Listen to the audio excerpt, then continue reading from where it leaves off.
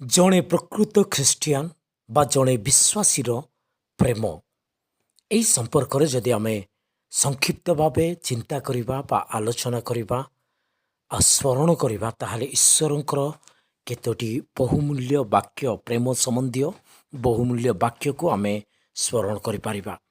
ଆପଣମାନଙ୍କ ସମ୍ମୁଖରେ ଆଜିର ଅଳ୍ପ ସମୟର ଚିନ୍ତା ନିମନ୍ତେ ମୁଁ ଆପଣମାନଙ୍କୁ ସେଇ ପ୍ରେମର ଗୁରୁତ୍ୱପୂର୍ଣ୍ଣ ବିଷୟକୁ ଉପସ୍ଥାପନ କରିବା ପାଇଁ ଚାହେଁ।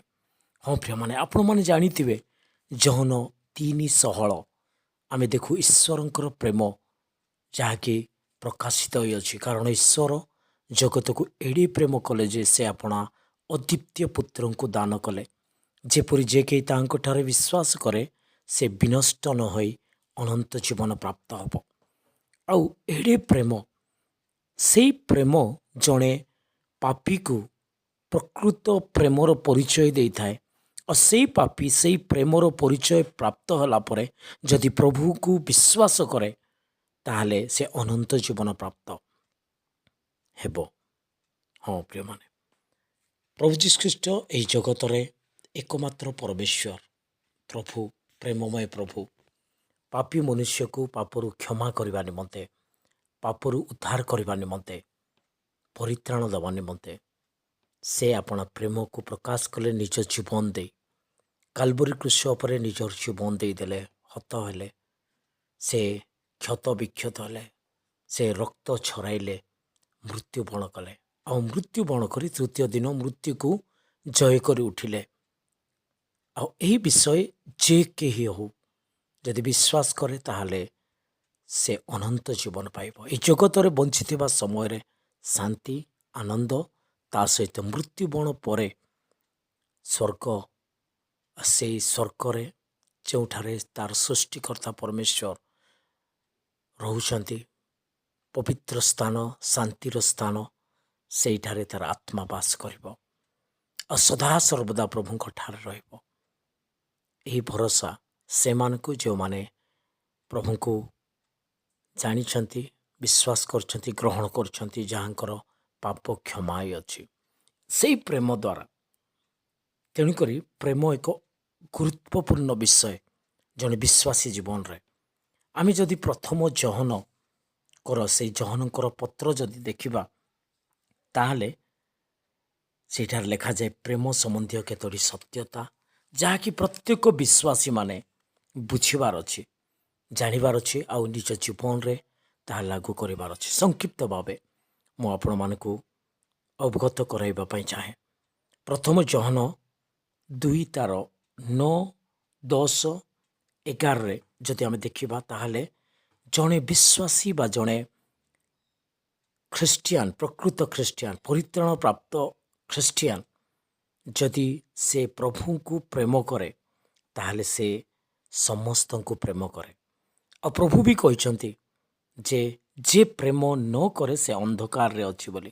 ଆମେ ସେ ବାକ୍ୟ ଯଦି ପଢ଼ିବା ସେଠାରେ ଲେଖାଯାଏ ଯେ ଆପଣା ଭାଇକୁ ଘୃଣା କରି କହେ ଯେ ସେ ଜ୍ୟୋତିରେ ଅଛି, ସେ ଏପର୍ଯ୍ୟନ୍ତ ସୁଦ୍ଧା ଅନ୍ଧକାରରେ ଅଛି। ଯେ ଆପଣା ଭାଇକୁ ପ୍ରେମ କରେ ସେ ଜ୍ୟୋତିରେ ରୁହେ, ପୁଣି ତାହାଠାରେ ଝୁଣ୍ଟିବାର କୌଣସି କାରଣ ନାହିଁ। କିନ୍ତୁ ଯିଏ ଆପଣା ଭାଇକୁ ଘୃଣା କରେ ସେ ଅନ୍ଧକାରରେ ଅଛି, ପୁଣି ଅନ୍ଧକାରରେ ଭ୍ରମଣ କରି କେଉଁ ଆଡ଼େ ଯାଉଅଛି ତାହା ଜାଣେ ନାହିଁ, କାରଣ ଅନ୍ଧକାର ତାହାର ଚକ୍ଷୁକୁ ଅନ୍ଧ କରିଅଛି। ତେଣୁକରି ପ୍ରଭୁଙ୍କର ବାକ୍ୟରେ 15 ପଦରେ ଲେଖାଯାଏ ସଂସାର କିମ୍ବା ସେଥିରେ ଥିବା ବିଷୟ ଗୁଡ଼ିକୁ ପ୍ରେମ ନ କର। କେହି ଯଦି ସଂସାରକୁ ପ୍ରେମ କରେ ପିତାଙ୍କ ପ୍ରେମ ତାଠାରେ ନାହିଁ।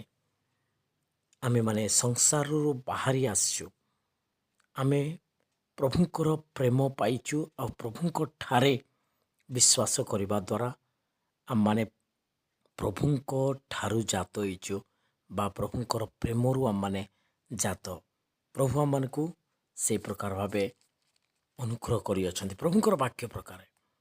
ତେଣୁକରି ଆମେ ପ୍ରଭୁଙ୍କୁ ଯଦି ଦେଖିବା, ତାଙ୍କର ପ୍ରେମକୁ ଦେଖିବା, ତାହେଲେ ସେଇ ସତ୍ୟତା ଜାଣିବା। ଆମ୍ଭେମାନେ ପରସ୍ପରକୁ ପ୍ରେମ କରୁ କାରଣ ପ୍ରେମ ଈଶ୍ୱରଙ୍କ ଠାରୁ ଜାତ।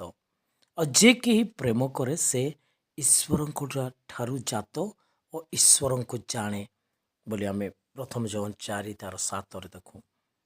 ତାପରେ ଆମେ ଦେଖୁ ଅନ୍ଧକାରରେ ଥିବା ବିଷୟ। ଯେଉଁମାନଙ୍କ ପାଖରେ ଘୃଣା ଥାଏ ପ୍ରେମ ବଦଳରେ, ସେମାନେ ନିଜେ ଅନ୍ଧକାରରେ ରହନ୍ତି। ଆଉ ଯଦି ଆମେ ପ୍ରେମ କରିବା ନାହିଁ ଆପଣା ଭାଇ ଭଉଣୀ ପ୍ରିୟମାନଙ୍କୁ, ତାହେଲେ ଆମେ ଘୃଣା କରୁଅଛୁ। ଈଶ୍ୱରଙ୍କ ପ୍ରେମ କରୁଅଛି ବୋଲି ଯଦି କେହି କହେ ଆଉ ଆପଣା ଭାଇକୁ ଘୃଣା କରେ, ତାହେଲେ ସେ ମିଥ୍ୟାବାଦୀ। ଯେଉଁ ଭାଇକୁ ଦେଖିଅଛି, ଯଦି ତାହାକୁ କିଏ ପ୍ରେମ ନ କରେ, ତାହେଲେ ଯେଉଁ ଈଶ୍ୱରଙ୍କୁ ସେ ଦେଖିନାହିଁ ତାହାଙ୍କୁ ପ୍ରେମ କରିପାରେ ନାହିଁ। ଦେଖନ୍ତୁ, ତେଣୁକରି ଯଦି ଆମେ ପ୍ରଭୁଙ୍କୁ ପ୍ରେମ କରୁ, ତାହେଲେ ଆମେ ଆପଣା ଆପଣା ଭାଇମାନଙ୍କୁ ମଧ୍ୟ ପ୍ରେମ କରିବାର ଅଛି। ଆଉ ଆମେମାନେ ସମସ୍ତେ ସେ ପ୍ରେମରୁ ହିଁ ଜାତ ବା ପ୍ରଭୁଙ୍କ ଠାରୁ ଆମେ ଜାତ। ତେଣୁକରି ଆମେ ଯଦି ଯୀଶୁଖ୍ରୀଷ୍ଟଙ୍କୁ ବିଶ୍ୱାସ କରୁଅଛୁ, ତାହେଲେ ଆମେ ଈଶ୍ୱରଙ୍କ ଠାରୁ ଜାତ। ଆଉ ଆମେ ସେଇ ଯାହାଙ୍କ ଠାରୁ ଜନ୍ମ ବା ଜାତ ହୋଇଅଛୁ, ତାହାଙ୍କୁ ଯଦି ପ୍ରେମ କରିବା, ତାହେଲେ ତାହାଙ୍କ ଠାରୁ ଜାତ ହୋଇଥିବା ସମସ୍ତ ଲୋକକୁ ମଧ୍ୟ ପ୍ରେମ କରିବା। ପ୍ରଥମ ଜହନ 5 ତାର 1 ଲେଖାଯାଏ, ଯେ କେହି ଯୀଶୁଙ୍କୁ ଖ୍ରୀଷ୍ଟ ବୋଲି ବିଶ୍ୱାସ କରେ, ସେ ଈଶ୍ୱରଙ୍କ ଠାରୁ ଜାତ। ଆଉ ଯେ କେହି ଜନ୍ମଦାତାଙ୍କ ପ୍ରେମ କରେ, ସେ ତାହାଙ୍କ ଠାରୁ ଜାତ ହୋଇଥିବା ଲୋକକୁ ମଧ୍ୟ ପ୍ରେମ କରେ। ଅର୍ଥାତ୍ ଆମେ ଯଦି ପ୍ରଭୁଙ୍କର ପ୍ରେମର ପରିଚୟ ପାଇ ପ୍ରଭୁଙ୍କୁ ପ୍ରେମ କରୁଅଛୁ, ତାହେଲେ ପ୍ରଭୁଙ୍କୁ ଯେତେଜଣ ବିଶ୍ୱାସ କରୁଛନ୍ତି, ଯେତେଜଣ ବିଶ୍ୱାସୀ ଆଉ ଯେତେଜଣ ଲୋକ, ସେମାନେ ଈଶ୍ୱରଙ୍କ ଠାରୁ ଜାତ ହୋଇଛନ୍ତି ପ୍ରେମ କରି ପ୍ରଭୁଙ୍କୁ, ସେ ସମସ୍ତ ଲୋକକୁ ମଧ୍ୟ ଆମେ ପ୍ରେମ କରିବା ଉଚିତ, ଯେହେତୁ ଆମେ ପ୍ରଭୁଙ୍କ ଠାରୁ ଜାତ। ତେଣୁକରି ପ୍ରଭୁଙ୍କର ବାକ୍ୟରେ ଈଶ୍ୱରଙ୍କ ପ୍ରେମର ସେ ଗୁରୁତ୍ୱପୂର୍ଣ୍ଣ ବିଷୟ ଆମେ ପ୍ରତ୍ୟେକ ପ୍ରକୃତ ଖ୍ରୀଷ୍ଟିଆନ ମାନେ, ବିଶ୍ୱାସୀ ମାନେ ଜାଣିବାର ଅଛି। ଆମେ ଅନେକ ବାକ୍ୟ ଗୁଡ଼ାକ ଦେଖୁ, ପ୍ରେମ ଅଧର୍ମକୁ ଢାଙ୍କେ, ପ୍ରେମ ବହୁଳ ପାପ ଆଚ୍ଛାଦନ କରେ, ଆଉ ପ୍ରେମ ଦୟାକୁ କେବେ ବି ରୁଦ୍ଧ କରିବ ନାହିଁ ବୋଲି ଆମେ ଦେଖୁ। ଆଉ ଅନେକ ସମୟରେ ଆମେ ଆମର ସେଇ ଯେଉଁ ସେ ପ୍ରେମକୁ ଆମେ ରୁଦ୍ଧ କରିଦେଇଥାଉ ଆମମାନଙ୍କର ବ୍ୟକ୍ତିଗତ ଜୀବନରେ। କିନ୍ତୁ ଏଇଠି ଗୋଟେ ବାକ୍ୟ ଅଛି, ଯାହାଠାରେ ଲେଖାଯାଏ କି, ଯେଉଁ ବିଷୟରେ ଲେଖାଯାଏ କି, ଯେ କେହି ଆପଣ ଭାଇକୁ ଘୃଣା କରେ, ସେ ନରଘାତକ ବୋଲି। ଆଉ ନରଘାତକ ଯେ ଅନନ୍ତ ଜୀବନ ତାଠାରେ ନଥାଏ, ଏହା ତୁମେ ମାନେ ଜାଣ। ମାନେ ଗୋଟେ ହତ୍ୟାକାରୀ, ମର୍ଡରର, ନରଘାତକ ଭାବେ ତୁଳନା କରାଯାଇଛି, ଯେ କି ଘୃଣା କରେ ବୋଲି, ଯେ କି ଆପଣ ଭାଇମାନଙ୍କୁ ପ୍ରେମ ବଦଳରେ ଘୃଣା କରୁଛି। ବିଭିନ୍ନ ବିଷୟ ନେଇ ଅନେକ କାର୍ଯ୍ୟ, ଅନେକ କାରଣ ଗୁଡ଼ାକ ଥାଏ। ଆମେ ଭାବିବାଟା ବି ଆମେ ପ୍ରମାଣିତ କରିଦେଇଛୁ ଯେ ସେ ଭାଇ ବିରୁଦ୍ଧରେ ଆମେ ଭାବୁ ଏ ପ୍ରକାର ଜଣେ ବିଶ୍ୱାସୀ, ତେବେ ଆମେ ନରଘାତକ ହୋଇଯାଉଛୁ। ଆଉ ଅନେକ ସମୟରେ ଆମମାନଙ୍କ ପାଖରେ ଦେଇଥିବା ଅନୁଗ୍ରହ, ଅନେକ ସମୟରେ ଆମମାନଙ୍କୁ ପ୍ରଚୁରତା ଅଛି, ସେ ସମୟରେ ଯଦି ଆମ ସମ୍ମୁଖରେ ଥିବା କୌଣସି ଭାଇ ଅଭାବଗ୍ରସ୍ତ ହେଲା, ଆଉ ତାହା ଦେଖିକରି ମଧ୍ୟ ଯଦି ଆମେ ଆମର ଦୟା, ଆମର ହସ୍ତକୁ ରୁଦ୍ଧ କରିଦେଉଛୁ, ତାହେଲେ ଈଶ୍ୱରଙ୍କ ପ୍ରେମ ତାଠାରେ କେମିତି ରହିବ ବୋଲି କୁହାଯାଉଛି। କିନ୍ତୁ ଯେ ଜାଗତିକ ଭାବେ ସମ୍ପତ୍ତିଶାଳୀ ହୋଇ ଆପଣ ଭାଇକୁ ଅଭାବଗ୍ରସ୍ତ ଦେଖିଲେ ହିଁ ତାହା ପ୍ରତି ଆପଣା ଦୟା ରୁଦ୍ଧ କରେ, ତାହାଠାରେ ଈଶ୍ୱରଙ୍କ ପ୍ରେମ କିପରି ରହିପାରେ?